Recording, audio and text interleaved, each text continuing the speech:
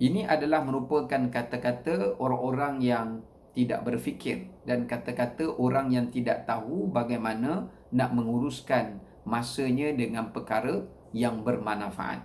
Ya, di sini menunjukkan kepada kita bahawasanya betapa pentingnya untuk kita mengisi nikmat masa ini, terutamanya kesihatan kita, dengan beberapa perkara yang kita kena fahami. Pertama, kesihatan kita supaya kita tidak sembrono keluar daripada rumah, pergi ke sana ke sini tanpa menjaga SOP, tanpa ada penjarakan, tanpa memakai mask, tanpa tidak sentiasa hygiene, menjaga kebersihan, mencuci tangan, mandi dan sebagainya. Kerana kalau kita ambil sambil lewa benda-benda yang seperti ini, jangan kita ingat kalau kita ambil sambil lewa, tak jaga SOP ni tak berdosa. Berdosa tuan-tuan. Ramai orang salah faham agama ni. Orang nampak berdosa tu hanya menipu orang. Berdosa tu hanya mencuri. Dosa tu hanya minum arak. Berdosa itu hanyalah itu dan ini. Tak benar. Kalau kita buat benda-benda yang boleh mendatangkan mudarat pada diri kita atau mendatangkan mudarat kepada orang lain, itu juga adalah merupakan perbuatan yang mengundang, yang membawa kepada dosa. Tadi saya dah baca dari ayat Quran, Allah larang kita mencampakkan diri kita dalam perkara kebinasaan. Bahkan Allah dalam Islam, Allah melarang kita membunuh diri. Ya, Allah Ta'ala juga disebut dalam surah An-Nisa. Ya, Allah Ta'ala menyatakan dalam surah An-Nisa, Allah melarang kita, wala taqtulu anfusakum. Allah kata jangan kamu buat benda-benda yang membunuh diri kamu sendiri. Ya, jangan kamu buat benda-benda yang membahayakan diri kamu sendiri.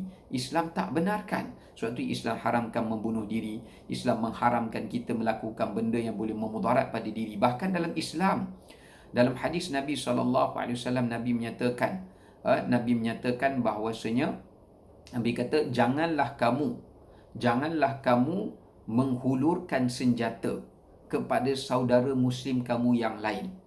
Jangan kamu jangan kamu menghulurkan senjata kepada saudara muslim kamu yang lain. Kerana barangkali jika kamu tidak menyangkakan senjata itu boleh menyebabkan kamu membahayakan nyawanya atau membunuhnya atau tertikamnya. Itu disebutkan dalam hadis yang mana Nabi kata, man asyara li akhihi muslim silahan, siapa yang menghunuskan senjata kepada saudaranya, hendaklah dia bertakwa pada Allah, kerana akhafu, kerana ditakuti senjata itu boleh membawa bahaya kepada saudaranya. Bayangkan tuan-tuan, kalau menghulurkan senjata, bukan nak bunuh pun, nak acah-acah je, hulurkan senjata, nak takut-takutkan pun Islam haramkan. Apatah lagi kalau kita bebas ke sana ke sini membawa wabak yang bukan acah-acah lagi, boleh membawa jangkitan kepada orang lain dan membahayakan nyawa pada orang lain, sudah pasti pengharamannya lebih nyata dan pengharamannya lebih keras lagi. Bahkan dalam satu kisah diriwayatkan daripada Imam At-Tirmizi, pernah satu ketika seorang sahabat Nabi ni dia bergurau. Ada seorang sahabatnya yang sedang yang sedang menunggang kuda. Tiba-tiba, dulu kan sahabat dia pakai macam kain yang diikat di leher dia. Dia letak macam kain lah. Dia panggil sebagai rida, mereka letak. Jadi sahabat yang lain tu mengejar kudanya daripada belakang. Bila dah dekat hampir dengan saudaranya, dia tarik rida, dia tarik tali yang mengikat bahagian leher sahabat dia di hadapan tu, dan hampir-hampir sahabat itu nak terjatuh daripada kudanya. Kemudian dilepaskan. Dan bila hal itu diketahui oleh Nabi SAW, maka Nabi menjadi marah. Ya, Nabi kata tidak halal bagi seseorang Muslim menakutkan saudara Muslimnya yang lain. Perbuatan itu boleh menakutkan dia. Bukan takat menakutkan, boleh membahayakan sampai menyebabkan dia akan terjatuh, tersungkur daripada tunggangannya, yang menyebabkan boleh membawa kepada kematian atau memudaratkan kesihatannya dan sebagainya. Begitu juga di dalam hadis Nabi SAW Baginda menyatakan la darara wa la dirar. Jangan kamu buat benda yang memudaratkan orang lain atau memudaratkan diri kamu, dan jangan kamu membalas mudarat dengan mudarat. Kalau orang buat mudarat pada kita, jangan balas balik kejahatan dengan kejahatan. Nabi larang kita dua perkara. Jangan kita mudaratkan diri kita dan orang lain, dan jangan balas mudarat itu dengan mudarat. Cukuplah kalau orang lain dah menjadi penyebar kepada wabak COVID ini, tiba-tiba kita pula dah orang tu jadi penyebar, menyebabkan keluarga kita ada yang positif, wal'iyadzubillah. Kita marah, kita pun keluar nak sebarkan pula wabak kepada keluarga orang lain, menjadi mangsa untuk mereka juga terkena kepada wabak ini. Ini salah satu benda yang ditegah di dalam syariat, ya, dan ia adalah berdosa, ya. Kerana itu penting untuk kita menjaga nikmat kesihatan. Bahkan kita wajib bersyukur kerana kata para ulama, kesihatan ini adalah modal bagi ibadah. Kalau kita tak sihat, macam mana kita nak ibadah? Kalau kita tak sihat, kita susah nak salat. Kita tak sihat, susah nak baca Quran. Tak sihat, susah nak pergi bekerja. Dengan kerja itu kita dapat duit dan kita boleh bersedekah. Sebab itu pentingnya sihat. Sebab tu ada seorang lelaki pernah datang bertemu dengan Hasan Al-Basri, dan dia berkata, sesungguhnya aku ini orang yang miskin. Aku ni orang yang papa kedana. Maka kata Hasan Al-Basri, kau berdusta. Sebenarnya kau sekarang ini adalah orang yang memiliki kekayaan yang tiada hitungannya. Dia kata, bagaimana kau berkata demikian?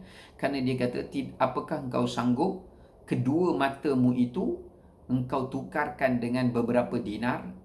Dia kata, tak. Apakah kau sanggup salah satu daripada tangan kamu itu ditukar dan dijual dengan beberapa dinar? Dia kata, tidak. Kalau begitu, kamu orang yang kaya. Kenapa kamu merasakan diri kamu miskin? Maknanya, dengan kesihatan itu tidak boleh dinilaikan dan tidak boleh dibeli dengan apa-apa nilai pun. Dan bahkan dengan kesihatan itulah yang akan menjana harta kita, yang menjana pendapatan kita apabila kita mendapatkan kesihatan, ya. Sebab itu para ulama ada menyatakan ru'usun ni'am thalathatun. Kata Wahab ibn Munabbih, dia kata kepala dan ibu bagi segala nikmat itu ada tiga. Ini ibu dan kepala bagi seluruh nikmat. Yang pertama dia kata ni'matul Islam.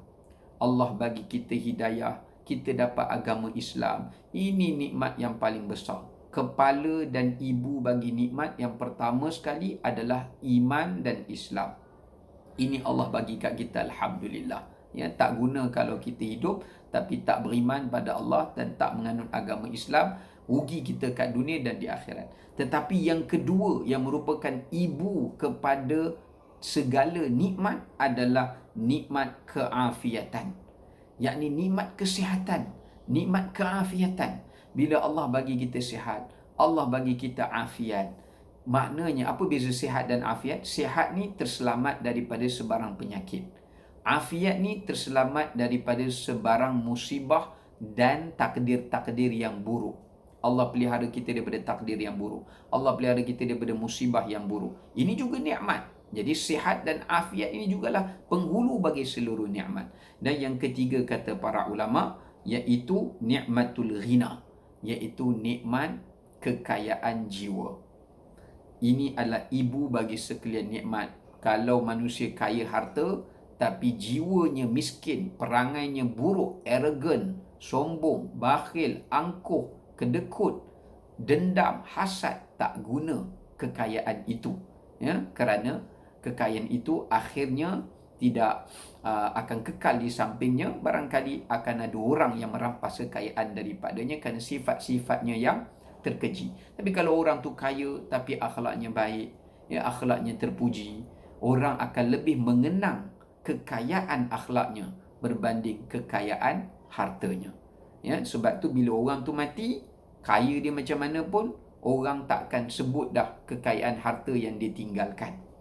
Tapi ya, kalau ada orang sebut pun sekejap je lah, ya, tak lama pun, ya, itu pun orang dah mula start sebut anak dia yang mewarisi kekayaan dia. Tapi kalau dia mati, dia meninggalkan kekayaan akhlak, kekayaan jiwa, orang akan mengenang menyebut kekayaan jiwanya itu selama-lamanya. Ya, inilah yang saya nak sebutkan betapa beri penting kita menjaga afiat. Dan sebagai penutup, saya nak kongsikan ada satu doa yang mana Nabi SAW ajarkan. Kalau kita tengok ada orang lain tertimpa penyakit, tertimpa nasib yang malang, tertimpa musibah, tertimpa wabak seperti mana yang melanda ini, maka bacalah zikir ini. Alhamdulillahilladzi afani mimma btalaka bihi wa faddalani ala kathirin mimman khalaqa tafdila. Saya ulang sekali lagi. Alhamdulillahilladzi afani mimma btalaka bihi wa faddalani ala kathirin mimman khalaqa tafdila. Apa maknanya? Segala puji bagi Allah yang telah memberi kesihatan dan afiat kepada aku daripada sekalian makhluk-makhluknya yang lain. Allah pilih kita sihat. Dan selamatkanlah aku ya Allah daripada apa yang menimpa orang itu daripada sebarang mara bahaya. Ini satu zikir yang Nabi kata, kalau kita tengok seseorang kena musibah, kena wabak, kena penyakit, kita amalkan baca zikir ini, insya-Allah kita tak tertimpa musibah dan penyakit seperti mana yang ditimpakan kepada orang itu. Jadi sekadar itu sahaja dahulu. Semoga memberi manfaat dan juga pengajaran pada kita semua. Jaga diri, jaga kesihatan, jaga afiat, ialah ibadat. Wassalamualaikum warahmatullahi wabarakatuh.